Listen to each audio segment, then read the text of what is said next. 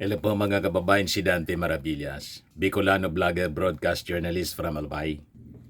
Effective mga kababayan pala, yung kakadaldal ni Sara Duterte doon sa dahig. Bakit na niya, Mr. Maravillas? Ito yung sabi dito sa balita. Mga salita ni BP Sara naging mitsa sa pagtanggi ng ICC sa iling ni dating Pangulong Duterte. Dahil dito nanindigan ng ICC na hindi makabubuting payagan ang pansamantalang paglaya ni Duterte dahil sa mga pahayag na maaring makasagabal sa proseso at magdulot ng banta sa seguridad ng korte.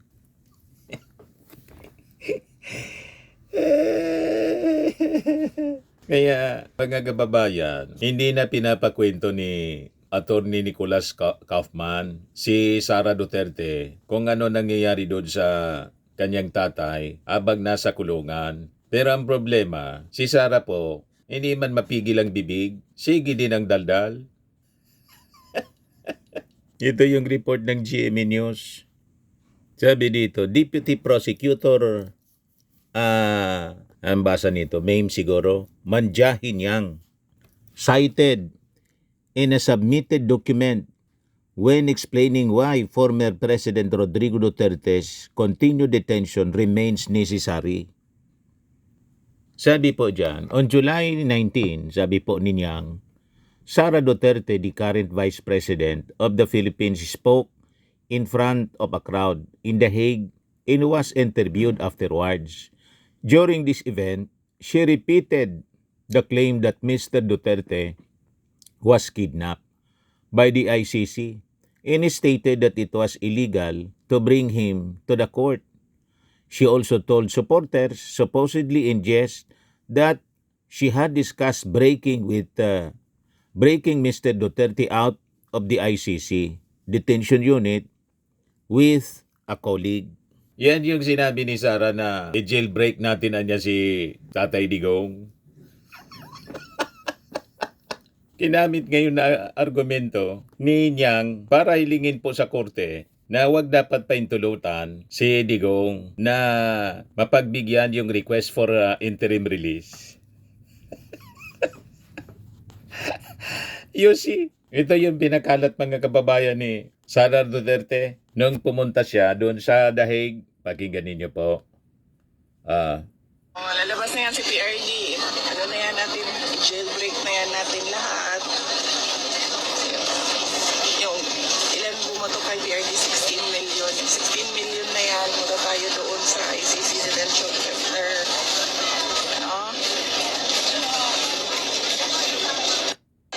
Lalabas na yan si PRD. Ano na yan natin, jailbreak na yan natin lahat.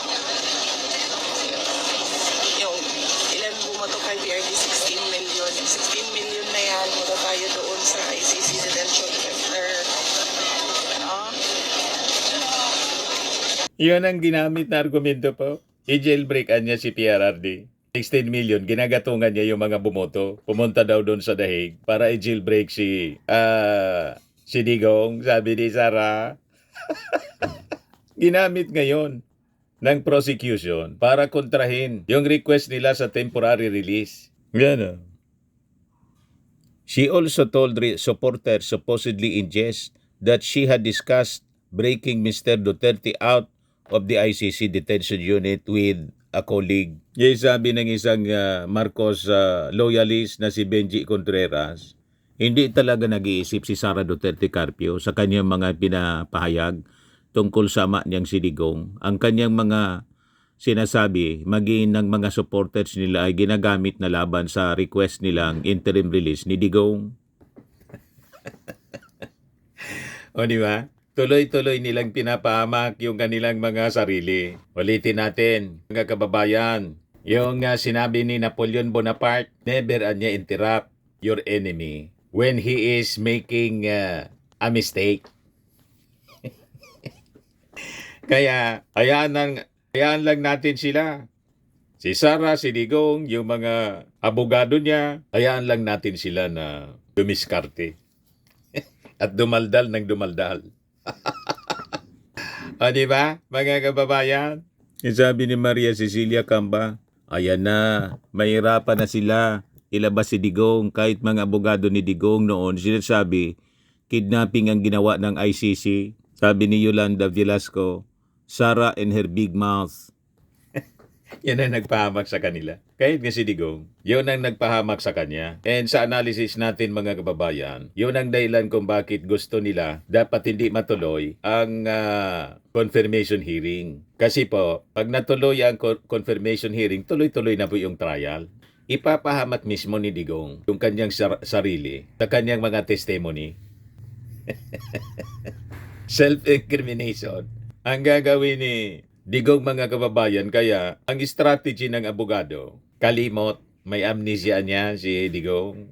Hindi na makarecognize, hindi niya maalala yung mga nakaraan. Bakit pa ninyo ibabalik sa Pilipinas kung di naman di niya naalala? Kung pati yung bansa niya, hindi na niya maalala. Walang rason ibalik ninyo, hindi naman niya maalala. O di ba? At mabuti dyan sa ICC kasi katabi lang ng kanyang detention cell, hospital po. Kung ibabalik yan dito sa Pilipinas, yung bahay niya, wala man hospital doon sa katabi.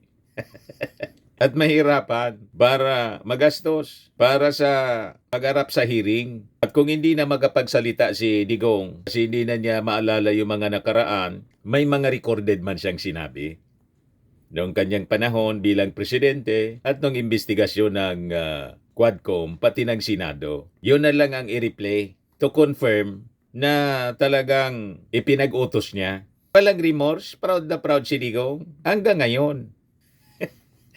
You see, kahit sinasabi ninyong hindi na maalala, pero hindi man po kami naniniwala na nagka-amnesia na si Digong. Ang paniwala ng mga mamamayang Filipino, nagdrama. Ang nagsasabi lang po, yung mga abogado, hindi man po mga doktor yung nagsabi, lamang sertifikasyon mula sa medical experts na nagka-amnesia na talaga si Digong. Si Nicholas Kaufman man lang ang nagsasabi.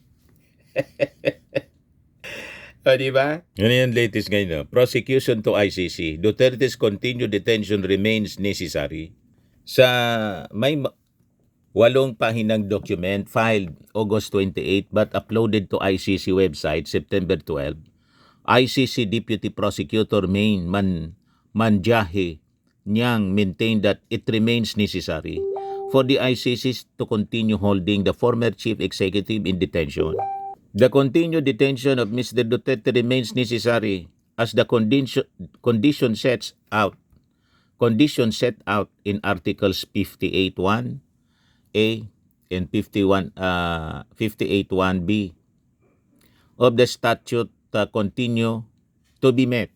Sabi po ninyang, to ensure his appearance at trial, to ensure that he does not obstruct or endanger the investigation or court proceedings, and to prevent him from continuing with the commission of crimes or related crimes which are within the jurisdiction of International Criminal Court, and which arise out of the same circumstances. The prosecutor pointed out several incidences that support the necessity of Duterte's continued detention, such as his family's rejection of the court jurisdiction. Tama. So yung mga argumento mga kababayan na isinosumiti sa ICC ng prosecution, galing man lang sa bibig ng mga Duterte. You see?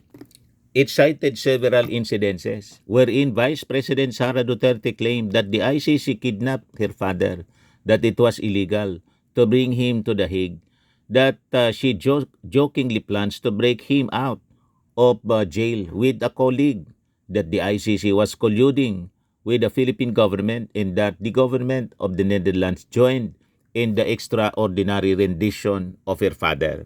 Sa kabaga, yung argumento po ng abogado ni Digong, ni Attorney Kaufman, malabo na paboran at paniwalaan na babalik si Digong haharap sa hearing kung papahintulutan ang interim release. Malinaw na hindi nire-recognize ng kampo ni Digong ang jurisdiction ng ICC. Kaya pag nirelease yan, anong rason na makakabalik pa yan?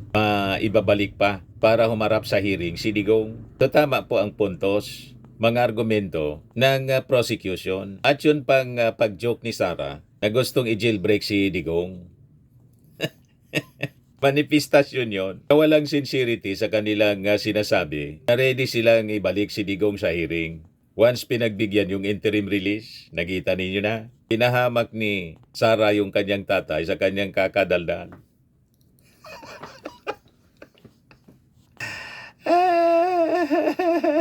The document likewise referred to the Vice President's statement that her father repeatedly told her he would want to return to the Philippines if he's granted interim release. Mr. Duterte's desire to return to Davao City if granted interim release echoes his family's stated intention to ensure his return to the Philippines, the prosecution said. These examples demonstrate a pattern of the Duterte family refusing to accept the legitimacy of the legal proceedings against Mr. Duterte and should militate against granting his interim release, it added. Tama. Bakit mo ika-grant ang interim release? Hindi naman nga nila nire-recognize ang jurisdiction ng ICC. At ang akusasyon pa nila sa ICC, kinidnap si Digong. O di ba? So malinaw yung argumento. Tama yung argumento ng prosecution po na dapat hindi talaga pagbigyan. It is necessary. Walang plano na bumalik. Kasi bakit babalik na sa kanilang paniwala, walang jurisdiction yung ICC? You see? So sabi dito, it also questioned the defense claims that the former president can give consent to specific conditions of his requested interim release if he is not fit to stand trial, which was the argument they used to request for an indefinite adjournment of the confirmation of charges hearing. So conflict po, bangga-bangga yung argumento ni Kaufman. Ano pang rason na babalik si Digong kung hindi na siya pwedeng mag-stand trial? Kasi nga, tinamaan na ng kalimot base sa kanilang sinasabi na wala man pong medical certification. Argumento lang, kwento lang po ni Kaufman. Lahat bumalik sa kanila yung kanilang argumento kasi gawa-gawa man lang po. Tama? And so, sabi po ninyang, the prosecution would strongly oppose any application for Mr. Duterte to attend the confirmation hearing remotely and notes with concern the defense contradictory submissions that Mr. Duterte could waive his right to appear at the confirmation hearing while simultaneously claiming that he is not competent to stand trial. Tama. Kontra-kontra po. Yan ang problema po sa nagtatahi-tahi ng kwento.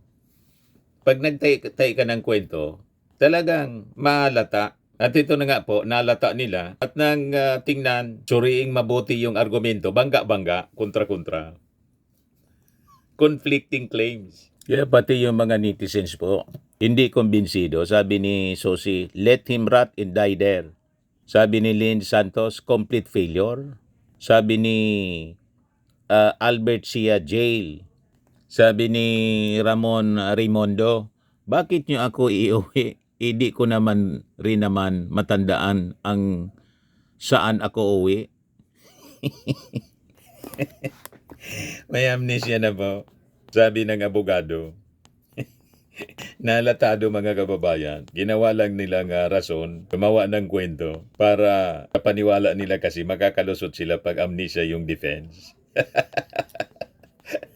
O diba? Kaya sabi dito, yung ICC prosecution rejects Duterte's appeal to adjourn indefinitely. Siyempre, kukontrahin ng prosecution kasi ibig sabihin, parang wala ng pag-asa na matuloy pa yung trial. Parang yung archive for wit ng impeachment ni Sara.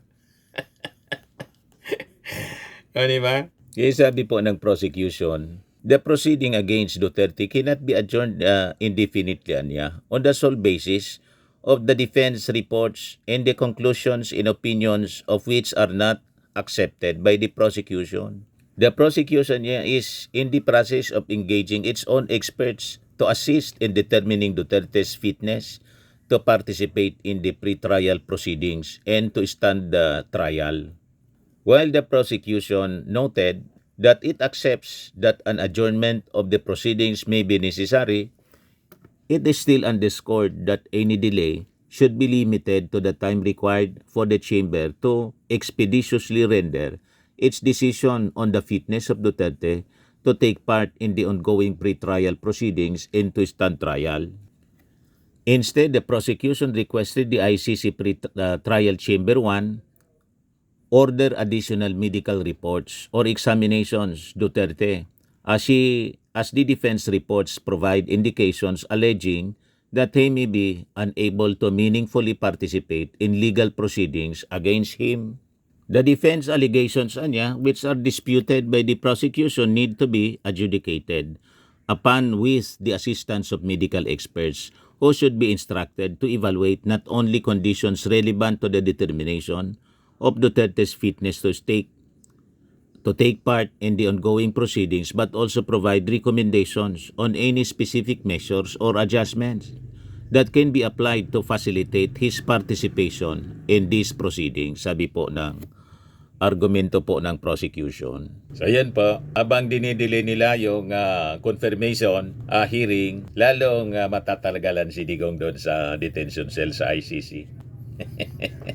Ano ba? Lahat ng may sala niyan, mga kababayan, yung defense, kasi sila yung cause ng delaying tactics. Kasi nga po, sabi ng mga observers, ayaw nila talagang iharap sa trial itong si Digong kasi siguradong aamin. Tulad ng ginawa sa Quadcom, inamin niya. Inutos ko niya talaga. Yan niya si Senator Bato. Dex squad din yan.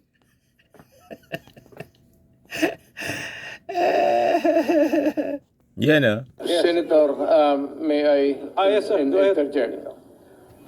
Lahat itong sa right side ko, dumaan ito ng Chief of Police, Police Director. Puro commander ng death squad yan. I thought there was no excess. Trabaho ng pulis yan. Trabaho doon ng pulis sa maging death squad.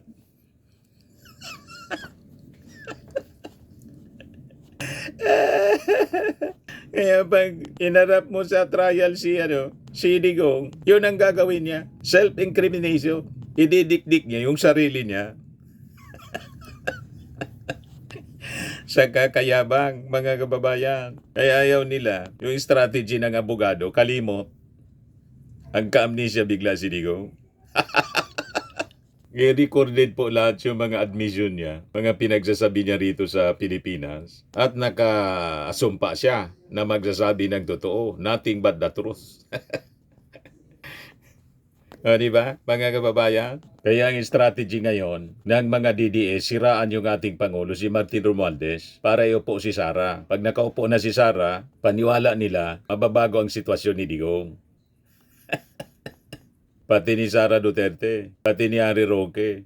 Malabo po, sabi ng Palasyo Malacanang, itong kaso ni Digong sa ICC at request ng abogado na pagbigyan yung interim release. Kailangan kasi may bansa na receiver. Sabi ni Lucas Bersamin, not within the purview niya ng yung interim release, not within our purview niya, ang Pilipinas. So, di malinaw po. Tama naman po talaga. Wala yon sa kapangyarihan ng ating bansa yung interim release, kundi sa ICC, desisyon ng ICC judges. Sa mga naghanap ng malinis and spacious fitness gym, pumunta lang po kayo sa aming Colossal Fitness Gym. We also offer Grab Car Rental with our brand new 2023 model ng Toyota Innova. We also accept booking for those who are planning to travel via PAL, Cebu Pacific, and other airline companies, local and international, and bills payment for Meralco Bills, PLDT, Aleco Bills, etc. Ang Colossal Fitness Gym is located at 3rd floor Security Bank Building, Landco Business Park, Legazpi City, Albay. For inquiries, look for Chilon Maravillas. Contact number 0966-802-0949. Yan yung aming Innova. Lagi na pong matao sa amin. Pati mga foreigners po, tingnan ninyo. Mga British tourists sila. Ang lalaki ng katawan na, mga kababayan, nag-gym sa amin. Ito naman po, Indian National. Ito mga mga European sila. Ito naman yung bago naming product na binibenta online, Eye Glow Serum. Whitening po siya galing sa South Korea. Tingnan ninyo yung epekto sa aking anak na architect entrepreneur, Riz Maravillas. For inquiries, look for Riz Maravillas on FB. Ito naman po, Fairmax Firming and Lifting Cream. Pinapahid po sa mga pulses and affected areas. Mainam po ito sa mga pains at paninigas ng mga kaso-kasuan. Ito po, Automax Radiant Serum. Sa mukha naman yung application. Anti-aging po siya. You will look 10 years younger than your age. Ito naman yung bagong product naming binibenta online. I am Worldwide Amazing Pure Organic Barley Powdered Drink Mix from Australia. Endorsed by cancer survivor Maritoni Fernandez. Yan pa po yung iba pang mga celebrity endorsers. For inquiries, message na lang po kayo sa amin, Dante Maravillas sa Facebook, Messenger, at saka aking anak na architect entrepreneur, Riz Maravillas. Sa mga mahilig naman po sa mga imported bags and wallets, diretso na lang po kayo sa Facebook page ni Madam Eileen Rosales, Eileen Closet. Naka-base siya po sa Amerika.